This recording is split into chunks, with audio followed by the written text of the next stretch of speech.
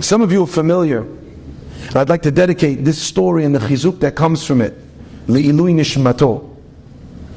My cousin, his son, his name was Yaakov Yisrael ben Tamar Malka.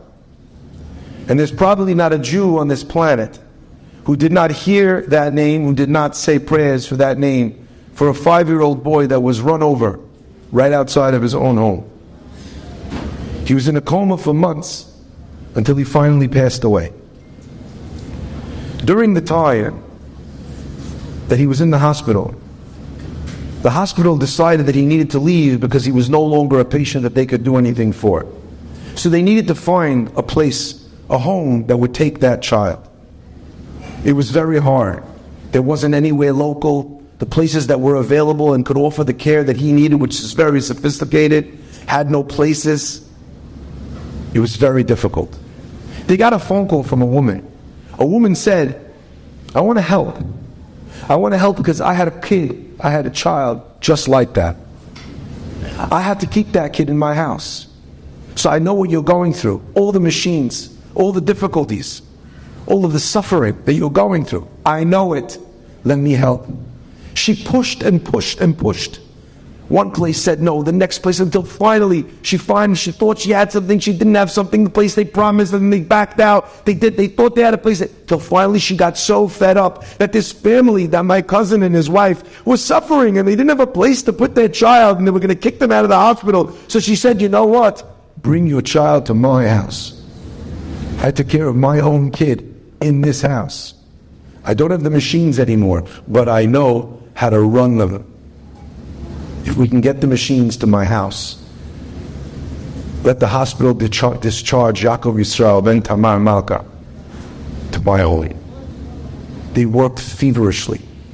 They had to source the right machines to figure out how to get them there.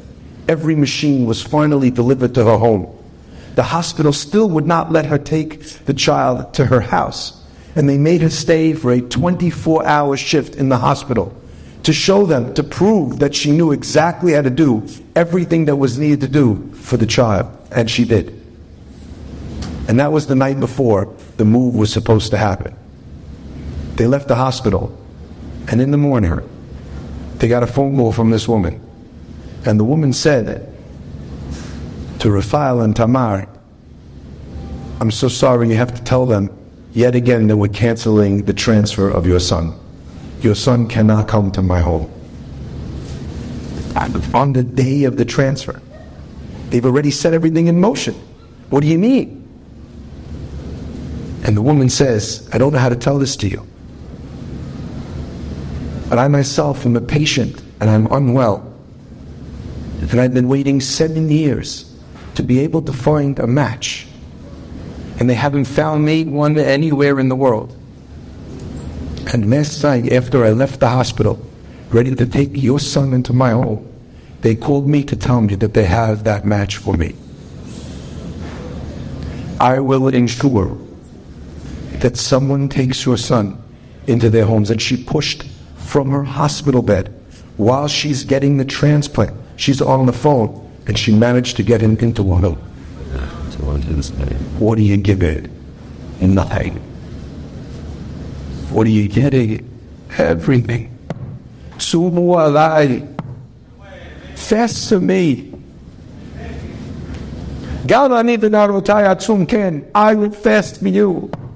And I will come to God himself and say, there's no one like us.